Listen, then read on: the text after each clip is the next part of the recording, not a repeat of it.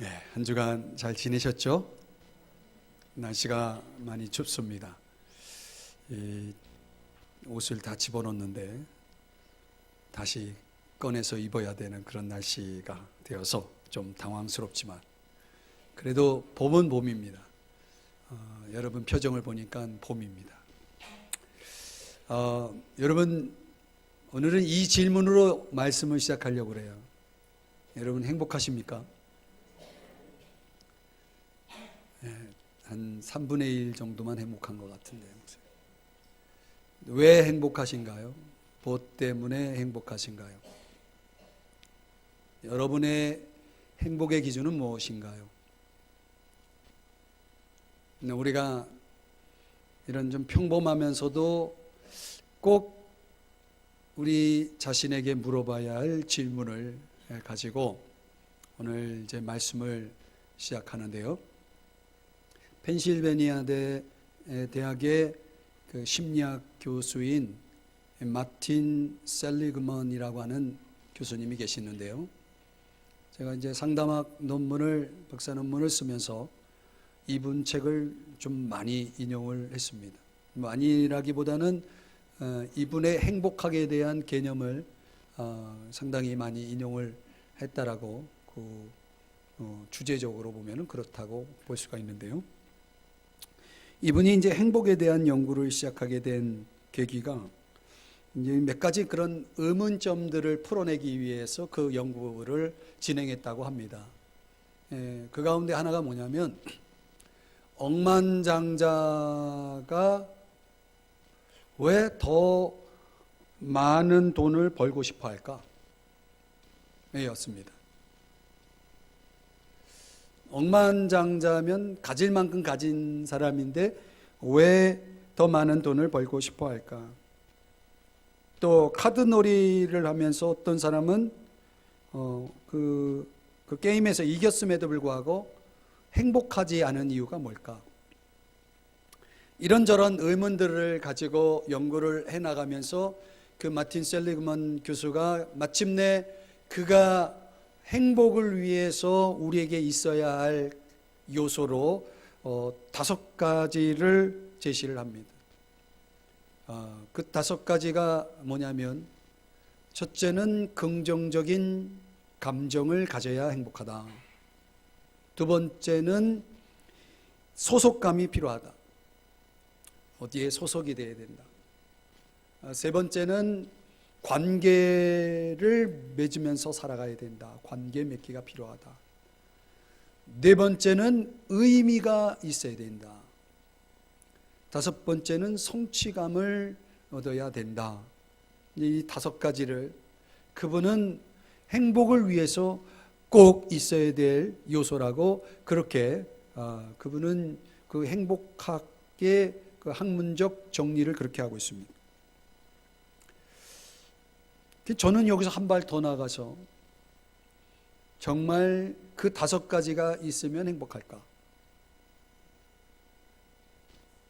저는 뭐 학자가 아니고 목회자이기 때문에 한 번 더 물어보는 것입니다. 정말 행복할까? 과연 우리가 행복하기 위해선 우리에게 무엇이 있어야 할까라고 하는 물음을 여전히 던져보면서 우리가 에베소서로 넘어와서 이 에베소서에서 아주 중요한 단어 하나를 키워드를 잡고 지금 지난주, 지지난주 그리고 오늘까지 이 키워드를 지금 계속 진행해 나가고 있는 것입니다. 이게 뭐냐면 복이라는 단어입니다. 한번 따라 하십시다. 복. 성경에서 이 마틴 셀리그만 교수가 이야기하는 행복의 요소와 전혀 차원이 다른 그 행복의 요소를 이 성경에서 바울이라는 사람이 우리에게 제시해 주고 있다는 것입니다. 그 첫 번째가 3절 그 하늘에 속한 모든 신령한 복, 이게 있어야 행복한 그 복, 그 복의 첫 번째로 4절에서부터 6절까지 하나님 아버지의 선택을 받는 것이다. 그분의 선택의 그 동기는 사랑이고 우리를 거룩하고 흠이 없게 하시는 거고 그리고 자기 아들들이 되게 하시는 거다. 이게 이제 지지난주에 살펴본 내용이고요. 그리고 두 번째, 성자 하나님, 즉 예수님을 통해서 우리에게 주시는 복, 행복은 저와 여러분을 위해서 속량, 곧 피를 흘리심으로 죄 사함을 얻게 하는 것이다. 여러분, 우리가 인간이 누릴 수 있는 행복 가운데 이 죄의 문제를 해결하는 이 행복은 최고의 행복 아닙니까? 이거보다 더 중요한 문제 있습니까? 이거보다 더 중요하다라고 생각하는 것을 갖고 있다면 그분은 성경을 아직 모르는 분이죠. 인간의 가장 깊이 있게 자리 잡고 있는 실존의 문제는 죄의 문제거든요. 이거 해결 없이 인간은 결코 행복할 수 없는 것입니다. 긍정적인 감정을 가지고 소속감을 가지고 관계, 의미, 성취 다 있어도 이 문제가 해결되지 않으면 인간은 행복할 수 없다는 것이 성경의 강조점이죠.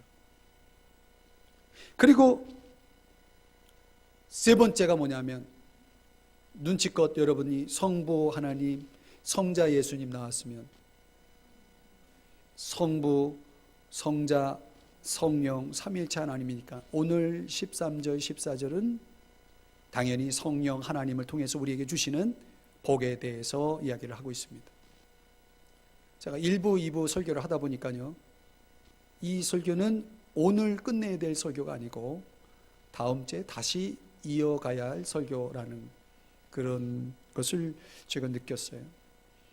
그래서 이 13절 14절은 다음 주에 다시 또 설교를 이 본문을 가지고 다시 나올 겁니다. 근데 어떻든 성령 하나님을 통해서 우리에게 주시는 복, 이 성령님이 주시는 복을 우리가 받아야 저와 여러분이 행복하다. 그렇다면 그게 뭘까요? 오늘 좀 살펴보죠. 첫 번째는요, 듣는 복입니다. 한번 따라 하십시다. 듣는 복. 오늘 13절 말씀을 한번 보시면요, 그 안에서 너희도 진리의 말씀 곧 너희의 구원의 복음을 듣고, 여기 듣고라는 단어가 굉장히 중요한 단어입니다. 듣고라고 하는 이 단어는 원문에서는 아코라는 단어를 쓰는데, 이 아코라고 하는 단어는 듣는데 그냥 듣는 게 아니에요. 여러분, 우리가 많은 이야기를, 많은 소리를 듣지만 사실을 듣고 끝나는 것, 듣고 흘려버리는 것, 그냥 뭐 들었는지 안 들었는지도 모르게 듣는 것, 이런 것들이 많잖아요. 그런데 이 아코라는 단어는 이거 주의 깊게 듣는 겁니다. 잘 듣는 겁니다. 그래서 이 단어는 무슨 뜻을 또 가지고 있냐면 깨닫다라는 뜻을 가지고 있는 겁니다. 자, 요 듣다라는 단어를 설명하기 전에 뭘 듣느냐, 오늘 성경을 다시 보시니까 진리의 말씀, 그죠? 곧 이 진리의 말씀이 뭐다라고 말씀하냐면 구원의 복음, 이렇게 돼 있죠? 보여지시나요? 네. 여러분들이 이제 설교 시간에 자꾸 제 안내를 잘 따라오셔야지 설교가 이해가 됩니다. 진리의 말씀 곧 그게 뭐냐? 그 구원의 복음이다. 그러니까 듣는 복을 설명하기 전에 여러분 무엇을 듣는 복인지를 설명하기 위해서 이 구원의 복음, 진리의 말씀을 설명하려고 그래요. 그러니까 밑에 보시면 안 되고 저를 보시면서 들으셔야 됩니다. 설교는 귀로 들어가지 않고 눈으로 들어갑니다. 설교 시간에 눈을 뜨셔야 됩니다. 그리고 저를 보셔야 됩니다. 구원의 복음, 이렇게 딱 한 표현으로 이걸 어떻게 설명할까? 왜냐하면 이걸 설명하려면 1년 동안 신학교에 가서 조직신학을 공부해야 됩니다. 여러분들이 1년 동안 공부하실 분은 없으리라고 생각이 되고, 또 1년 동안 이걸 설명할 수도 없고, 그래서 제가 요 몇 분 안에 이걸 설명하려고 합니다. 그러니까 여러분 중에 창세기서부터 요한계시록까지 좀 정독하듯이 처음부터 끝까지 성경을 읽어보신 분이 몇 분이나 되실지 제가 궁금해요. 신앙생활하면서 성경을 한 번도 읽어본 적이 없는 사람이, 제가 성경 읽기 사역을 하는 사람이었기 때문에 조사한 바에 의하면 10명 중에 7명은 성경을 안 읽습니다. 성경을 모른다는 얘기예요. 그러니까 성경이 없는 신앙생활을 하신다는 거죠. 그게 신앙생활일까요? 아니죠. 성경을 읽지 않고 신앙생활을 한다라고 할 때 성경을 이해할 수가 없고 성경에 대해서 잘 모르겠죠. 이 구원의 복음이라는 것은 창세기서부터 요한계시록까지 이걸 다 읽고 또 읽고 또 읽고 또 읽어서, 계속 읽어서 그것을 정리하면 4가지로 요약이 된다는 거예요. 4가지로. 이게 구원의 복음입니다. 첫째는 하나님은 누구신가? 여러분 성경을 처음부터 끝까지 다 읽어보세요. 그러면 성경에서 계속 반복적으로 강조하는 하나님이 나옵니다. 3가지로. 첫째는 창조의 하나님, 두 번째로 우리를 구원하시는 구원의 하나님, 세 번째로 우리를 궁극적으로 최종적으로 심판하시는 심판의 하나님. 하나님은 누구십니까? 이 3가지로 요약되는 겁니다. 두 번째, 예수 그리스도는 누구인가? 성경 처음부터 끝까지 읽으면 예수 그리스도가 이런 분이라는 것이 요약됩니다. 예수 그리스도는 어떤 분입니까? 죄가 없으신 분입니다. 예수님은 인간이 되신 분인데, 하나님이신 동시에 인간이 되셨는데, 모든 사람은 다 죄인인데 그분만은 죄가 없어요. 이게 왜 중요하냐면 죄가 없어야 우리의 죄 문제를 해결할 수 있기 때문에. 죄가 있는 인간은 자신의 죄의 문제를 해결할 수 없어요. 그래서 죄가 없다, 무죄, 예수님의 무죄함, 그 다음에 그 죄가 없으신 그분이 우리의 죄를 위해 십자가에 죽으셨고 그리고 3일 만에 다시 살아나셨다. 이게 성경 전체 속에서 예수 그리스도에 대해서, 예수님에 대해서 소개하고 있는 내용의 핵심입니다. 세 번째, 인간은 어떤 존재인가? 성경을 보면 인간을 이해할 수 있어요. 인간을 깨닫습니다. 인간은 어떤 존재냐면, 첫 번째, 죄로 인해 영적으로 죽어있는 존재다. 뭘로요? 죄로 인해서 영적으로 죽어있다. 우리 육신은 살아있잖아요. 그런데 영적으로는 죽어있다는 거예요. 근데 그 영적으로 죽어있는 사람이 또 한 번 죽어요. 어떻게? 육체적으로 죽어요. 그 육체적으로 죽는 것을 우리가 흔히 사망이라고 얘기하죠. 그 두 번째 죽음을 하게 되면 성경에 의하면 인간은 반드시 심판을 받게 되어 있습니다. 하나님의 심판. 그 심판은 죄에 대한 심판인데, 그 죄에 대한 심판을 받게 되면 한 번 더 죽어요. 그래서 3번째 죽는 겁니다. 그 3번째 죽음을 가리켜서 영원한 사망이라고 얘기하는 겁니다. 그 영적으로 죽어 있고 육체적으로 죽을 거고 또 영원한 사망에 이르게 될 인간이 구원을 받을 수 있는 길은 2가지가 있어야 됩니다. 회개해야 되고 믿어야 됩니다. 회개하고 믿어야 됩니다. 지금 굉장히 중요한 말씀을 하고 있는 거예요. 회개해야, 그리고 믿어야 인간은 구원을 받을 수가 있는 겁니다. 4번째, 그 회개하고 믿음을 가진, 믿음으로 반응한 사람에게 성령 하나님이 들어오십니다. 성령 하나님이 우리 안에 들어오셔서 그걸 가리켜서 내주라고 얘기합니다. 내주. 이건 다음 주에 여러분들에게 좀 설명할 겁니다. 내주. 우리 안에 거한다라는 뜻의 내주. 근데 그분이 우리 안에서 특별히 하시는 게 있는데, 그게 뭐냐면 2가지 확신을 갖게 합니다. 하나는 우리의 모든 죄가 용서되었다는 확신. 2번째는 내가 하나님의 자녀라는 확신. 이게 성령이 아니고서는 이 2가지 확신을 가질 수가 없어요. 그러니까 하나님, 예수 그리스도, 인간, 성령, 이 4가지의 내용을 구원의 복음이라고 하고 성경을 요약하고 핵심을 건져내면 요 네 가지 교리가 나오는 겁니다. 이 네 가지 교리를 여러분들은 알지 모르겠지만 예배 때마다 신앙 고백을 하고 있죠. 그 신앙 고백 속에 이 네 가지의 신앙이, 이 교리가 함축되어 있고 요약되어 있고, 그걸 여러분이 고백하는 겁니다. 그냥 입으로만 고백합니까? 그거에 대해서 여러분들이 이해하고 그거에 대해서 여러분들이 충분히 그것을 여러분의 것으로 삼아야 되겠죠. 자, 우리가 주일 설교를 통해서 또 주중에 이런저런 모임을 통해서 예배를 통해서 여러분이 말씀을 들을 때 그 말씀을 차곡차곡 파일로 요약을 하면 이 네 가지 교리 속에 다 들어가게 돼 있는 그런 말씀을 여러분들이 계속 반복적으로 듣고 있는 거예요. 그게 성경 66권의 1189장의 내용의 이 모든 요약입니다. 그런데요, 문제는 그 진리의 말씀 곧 구원의 복음을 들었어요. 들었는데 안 들려와요. 그렇죠, 여러분? 아무리 들어도 안 들려요. 귀가 없나요? 있죠. 그래서 성경이 뭐라고 얘기하냐면 귀 있는 자는 들을지어다. 세상에 귀 없는 사람 있습니까?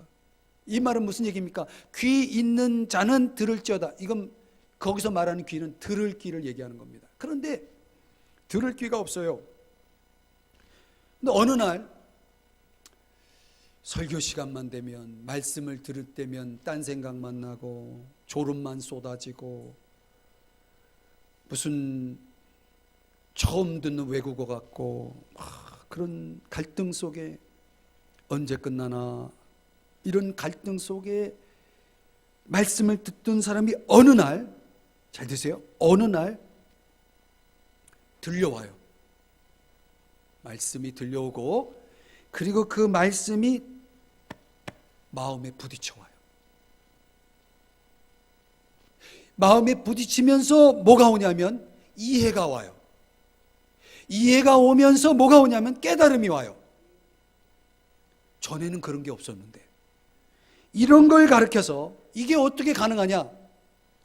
성령의 역사다, 이렇게 얘기하는 겁니다. 성령이 주시는 복, 듣는 복, 바로 이걸 얘기하는 거예요. 이걸 조금 어려운 단어로 illumination, 즉 조명이라는 단어를 씁니다. 어두운 가운데 빛이, 조명이 비추면 거기가 환해지는 것처럼 어느 날 내 마음속에 빛이 비춰오는 겁니다. 성령의 조명을 통해서 그게 이해가 되고 깨달아지는 거예요. 골로새서 1장 6절의 말씀을 읽어드리면 이 복음이 이미 너희에게 이름에 너희가 듣고 참으로 하나님의 은혜를 깨달은 날부터.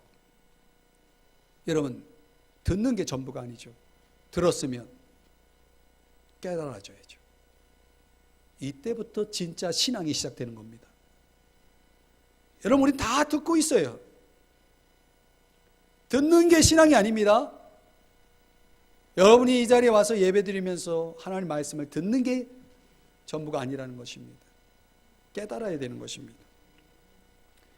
어떻게? 성령의 역사를 통해서, 성령이 주시는 복을 통해서 우리가 깨달아지는데, 고린도전서 2장 14절에서는 이런 말씀이 있습니다. 육에 속한 사람, 이것은 구원받지 않지, 아직 구원받지 않은, 아직 예수님을 제대로 믿지 않는 육에 속한 사람은 하나님의 성령의 일들을 받지 아니하나니 이는 그것들이 그에게는 어리석게 보이며. 참 이상해요. 저도 그랬어요. 예수 믿지 않을 때는 예수 믿는 사람들이 와서 무슨 소리를 해도 다 어리석게 보여요. 왜 어리석게 보이는지 아세요? 그 다음에 이런 말씀이 나요. 또 그는 그것들을 알 수도 없나니. 내가 모르니까 어리석게 보이는 거예요. 어리석게 보이니까 모르는 거예요. 그래서 한 고대 철학자는 이런 말을 했어요. 우리의 눈과 귀는 미개한 영혼을 소유한 사람에겐 나쁜 소식이다. 그러니까 그 깨어나지 못하고 새로워지지 않은 그 영혼을 가지고 살아가는 사람들의 눈과 귀는요, 나쁜 소식이에요. 보는 것도 나쁜 소식, 듣는 것도 나쁜 소식, 나쁜 소식만 보고 듣는 거죠. 그리고 예수님께서 마태복음 13장에서 말씀하기를 보아도 보지 못하고 들어도 듣지 못하여 깨닫지 못함이니라, 이렇게 말씀하고 있어요. 예수님이 실제로 수많은 군중들 앞에 설교를 하셨어요. 그때 청중들의 반응은 뭐냐면, 왜 이렇게 어려워? 왜 이렇게 어려운 거야? 무슨 소리인지 못 알아듣겠네. 에이, 가자. 그래서 예수님을 떠납니다. 그때 떠나지 않은 사람들이 있었는데 바로 예수님의 제자들이었어요. 그 제자들 중에 베드로가 이런 말을 합니다. 주여, 그 전에 이제 너희도 갈 거냐? 그랬더니 예수님이 그렇게 질문하니까 그 제자 베드로가 뭐라고 그러는지 아세요? 주여, 영생의 말씀이 계시면 우리가 누구에게 가겠습니까? 이 말은 무슨 얘기예요? 우린 지금 예수님 말씀 알아듣고 있습니다, 이 얘기. 사랑하는 여러분, 성 어거스틴이 진리를 네 가지로 구분했는데요, 그 중에 하나는 뭐냐면 이렇게 말했어요. 깨닫는 사실 그만큼이 진리다. 나에게 진리가 있다면 깨닫는 만큼만의 진리가 있을 뿐입니다. 깨닫지 않는 진리는 진리가 아닌 것입니다. 그러니 여러분, 우리가 진리의 말씀, 구원의 복음을 들어도 그것이 이해되고 깨달아져야 하는데, 이것이 내가 막 공부를 많이 해가지고 연구하면, 여러분이 뭐 박사가 돼가지고 정말 여러분의 그 모든 지적인 걸 다 동원해가지고 연구를 하면 이해되고 깨달아지는지 아십니까? 그렇다면 세상에 공부 잘하고 머리 좋은 사람, 지식이 많은 사람들 다 예수를 믿어야죠. 그렇지 않아요. 내가 열심히 뭘 노력을 하면은 그러면 이해가 되는 겁니까? 깨달아지는 겁니까? 그러면 열심히 노력한 사람 다 예수를 믿어야죠. 그게 아니라는 거죠. 사랑하는 여러분, 누구의 도움이 있어야 됩니까? 성령의 도움이 있어야 되는 거예요. 그래서 듣는 것이 중요한 거예요. 사도행전 10장 44절에 보면 베드로가 설교를 하고 있을 때 그 설교를 듣던 사람들, 말씀을 듣는 사람들에게 성령이 내려오셨다, 이렇게 말씀하고 있어요. 여러분, 지금 이 시간, 이 예배 시간에 제가 말씀을 전할 때 여러분에게 성령이 내려오는 것을 여러분 못 봐요. 저도 못 봐요. 그러나 분명한 것은 말씀을 들을 때 성령이 임하는 사람이 있는 거예요. 여기서 지금 똑같은 시간에 똑같은 장소에 우리 모두가 다 있지만 어떤 사람은 지금 성령이 내려와서 여러분 그 사람에겐 말씀이 부딪혀오고 말씀이 이해되고 말씀이 깨달아지는 거예요. 어떤 사람은 무슨 소린가 그러면서 자꾸 잡생각으로 지금 이 시간을 버티고 있는 거죠. 예배 끝날 때까지. 사랑하는 여러분, 믿음은 뭡니까? 들음에서 나는 거예요. 믿음은 들음에서 나는 거예요. 이 성령의 역사에 의해서 우리가 말씀을 들을 때 깨달아지죠. 깨달아진 다음의 단계가 뭐냐? 믿음의 단계로 가는 거예요. 배고픈 사람은 뭘 찾아요? 음식을 찾죠. 음악가는 뭘 찾아요? 좋은 음악, 자기가 즐기는 장르의 음악을 찾죠. 외로운 사람은 뭘 찾아요? 만날 사람을 찾죠. 여러분, 인간은 영혼을 가지고 있는 존재들입니다. 그 영혼, 우리 인간이 가지고 있는 영혼이 가지고 있는 가장 기본적인 욕구가 뭐냐면 진리예요. 그래서 우리 안에 있는 영혼은 끊임없이 저와 여러분에게 말씀, 진리를 좀 채워달라고 계속 요구합니다. 여러분 속에 있는 영혼이 진리를 좀 먹여달라고 계속 요구합니다. 그래서 그 영혼이 진리를 구하고 있는 그 영혼이 성령의 역사와 만날 때 그때 말씀, 진리가 들어가면 뭐예요? 깨달아지고 그리고 이해가 되는 것입니다. 그러니까 이 성령 하나님께서 우리의 사고를 깊이 변화시켜서 그 진리의 말씀을 깨닫도록 도우시는데요. 그런데 성령이 언제 오시냐는 거죠.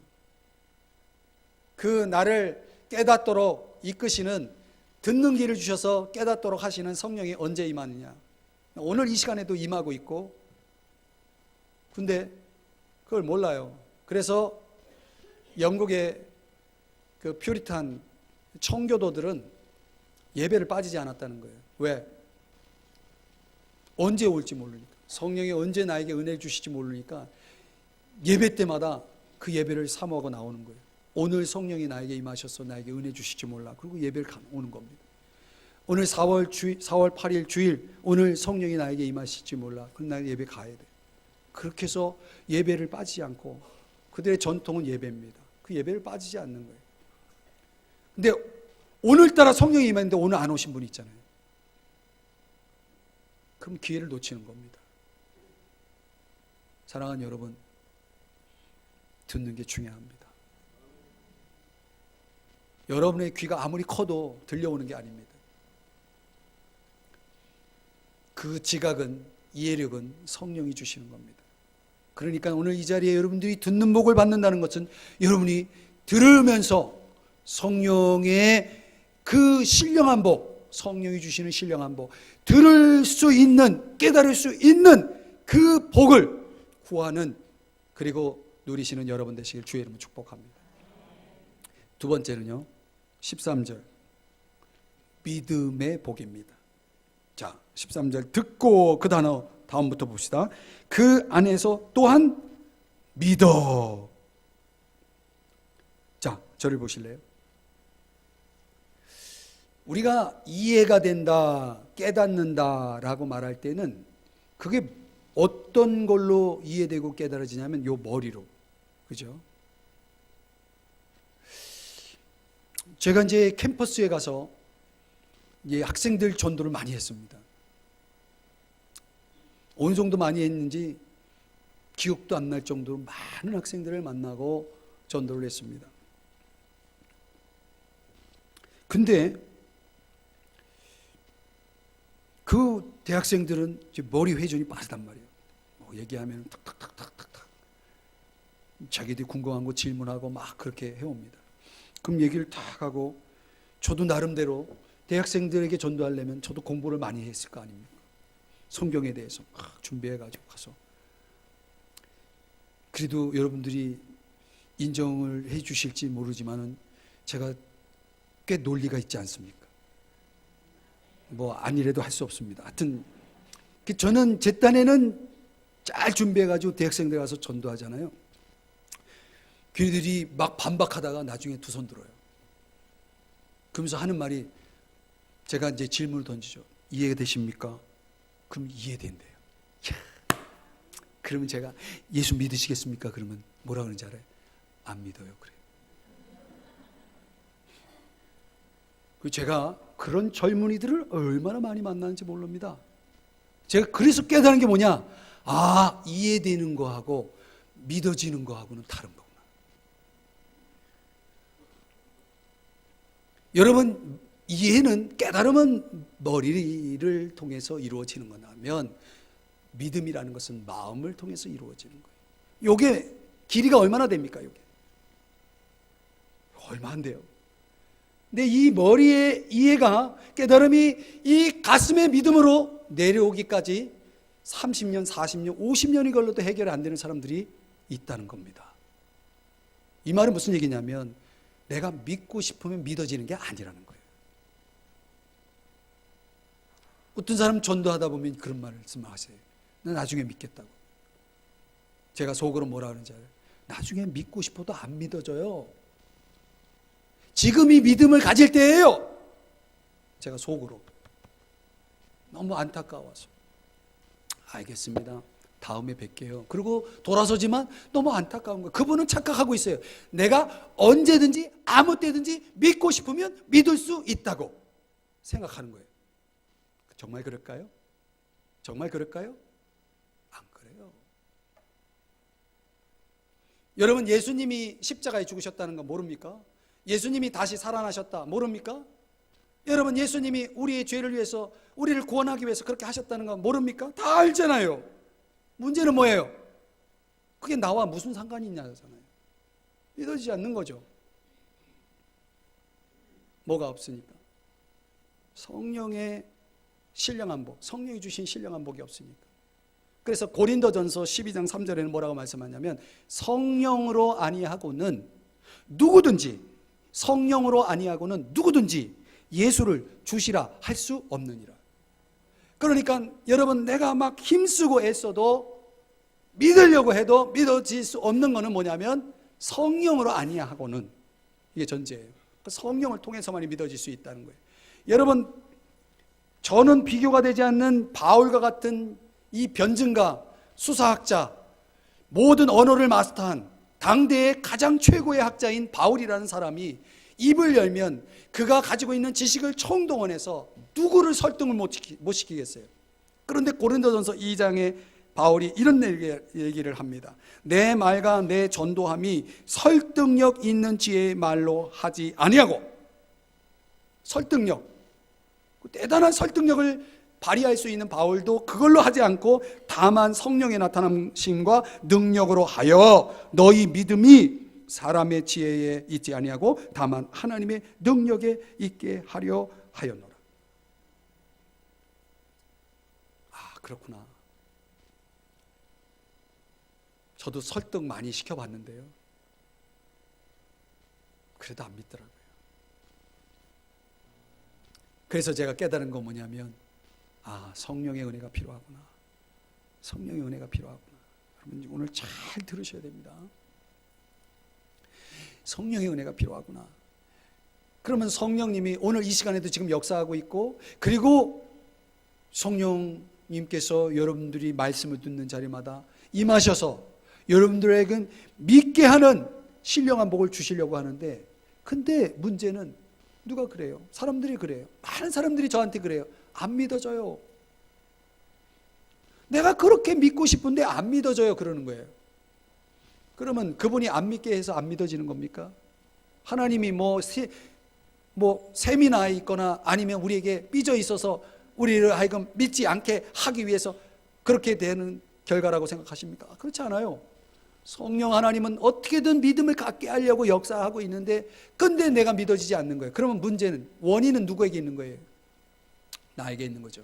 이런 걸 가르쳐서 뭐라고 얘기하냐면 믿음의 장애물이라고 하는 거예요. 믿음의 장애물, 믿음의 장애물. 한번 따라 하십시다. 믿음의 장애물. 이 믿음의 장애물을 열거할 게 너무 많아요. 근데 이제 설교 시간이 제한되어 있기 때문에 짧게 몇 가지만 소개하면, 첫 번째는 불순한 양심을 가지면 성령이 믿음을 갖게 하는 역사를 해도 믿어지지 않습니다. 불순한 양심이라는 예를 들면 자백하지 않는 죄. 내 안에 죄가 있는데 죄를 인정하고 하나님 앞에 자백하지 않을 때 양심이 불순해진 겁니다. 또 어떤 사람은 용서하지 않아요. 그런 거 다 불순한 양심에 들어가는 겁니다.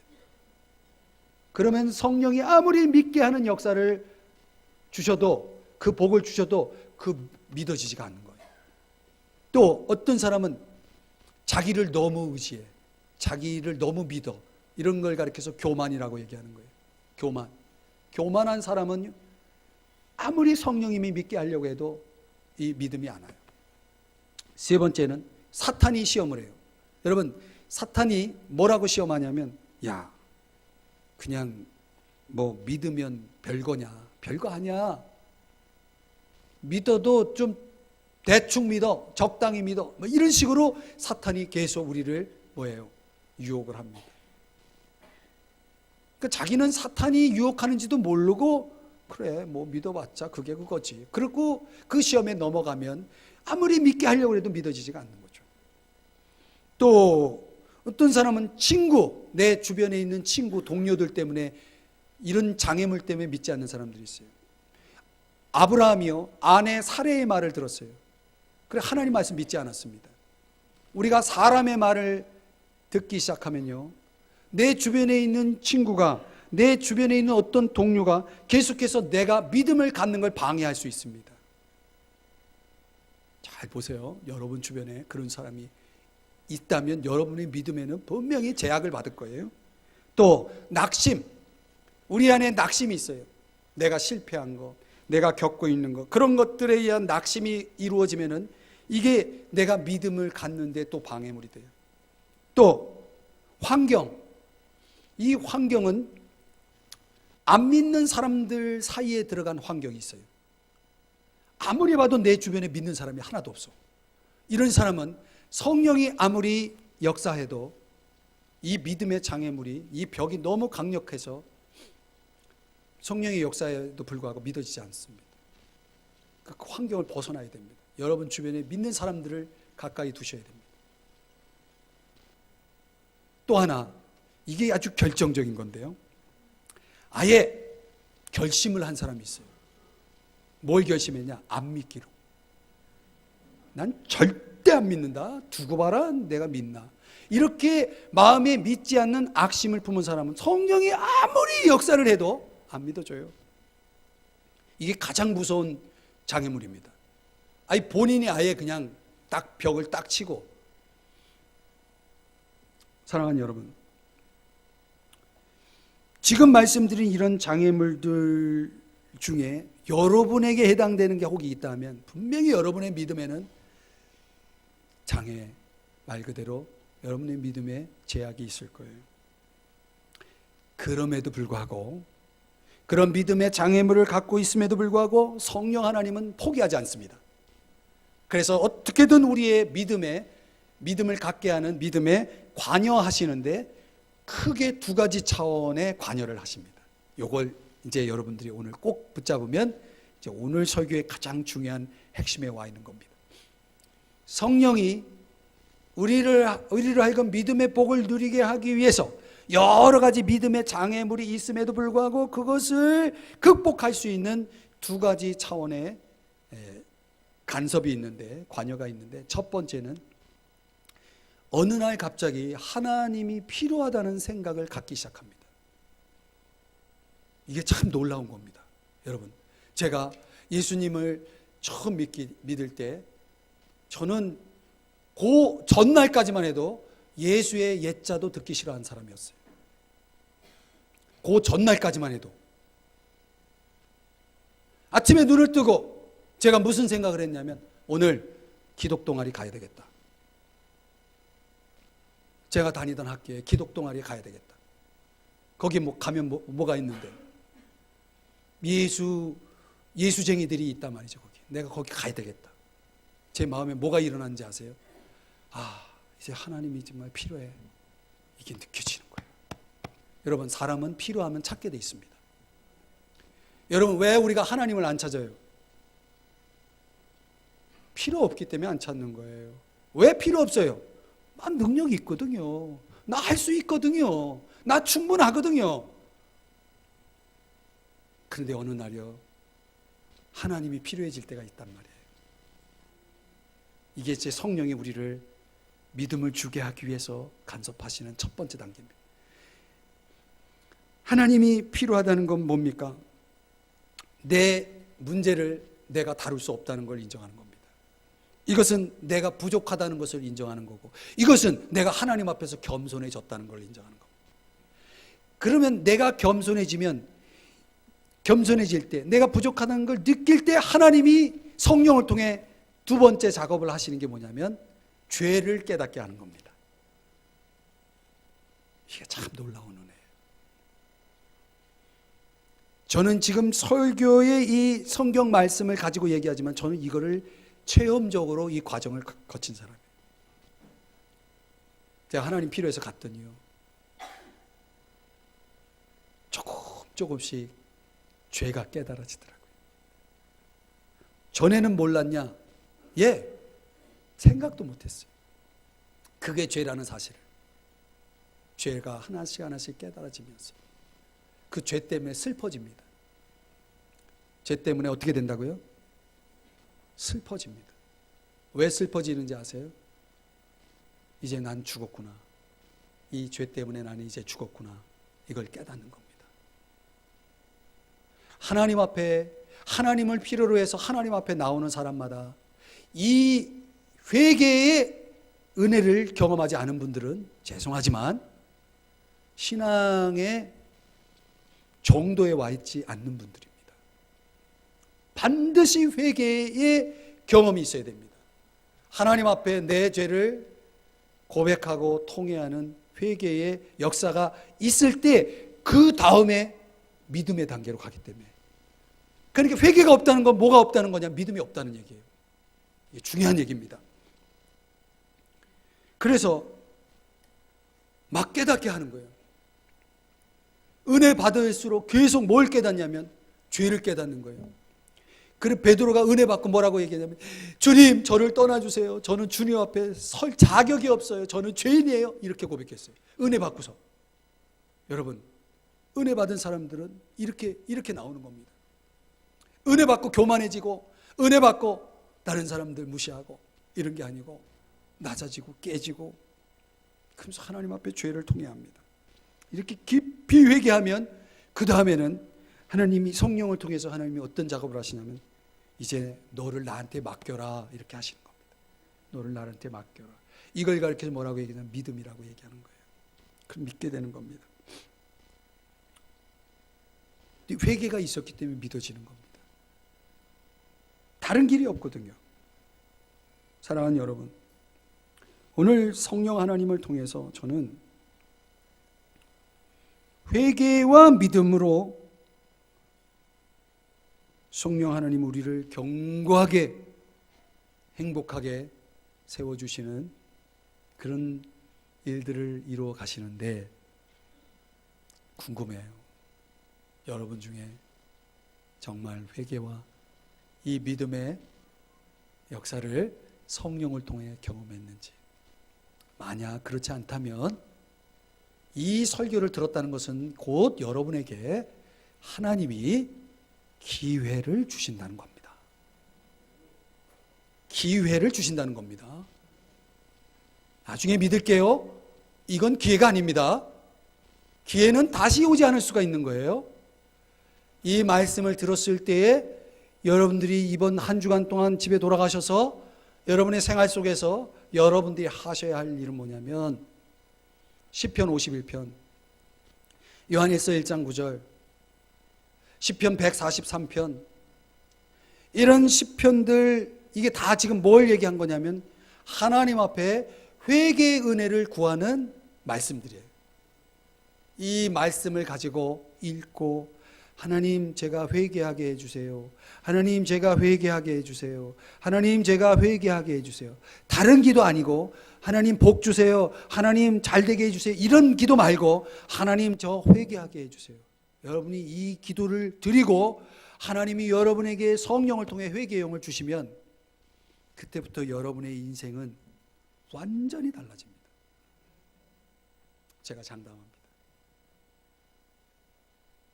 그때부터 여러분의 인생에는 대전환점이 마련되고, 여러분들의 신앙은 참 신앙으로, 여러분이 붙잡고 있는 말씀은 진리의 말씀으로, 참 말씀으로 여러분과 함께 될 줄 믿습니다.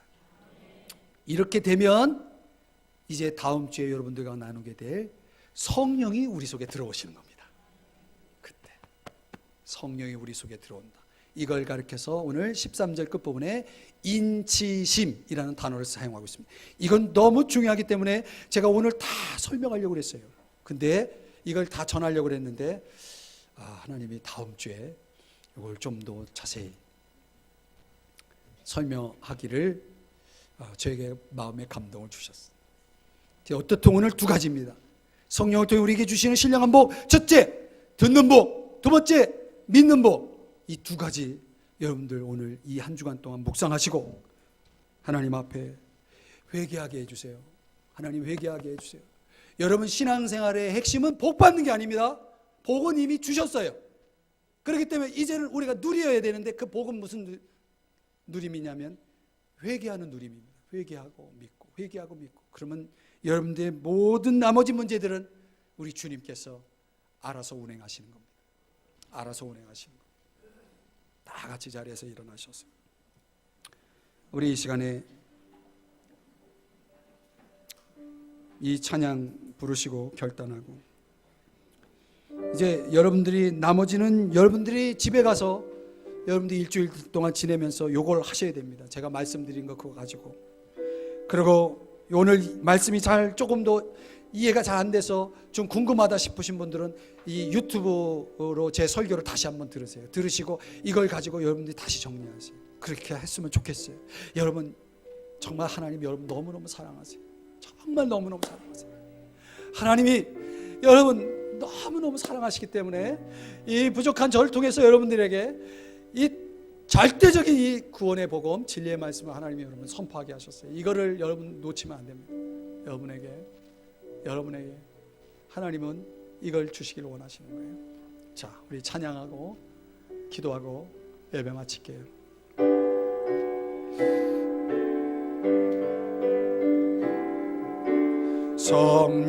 성령이여 우리 찬송 부를 때 진심으로 찬양하게 하소서.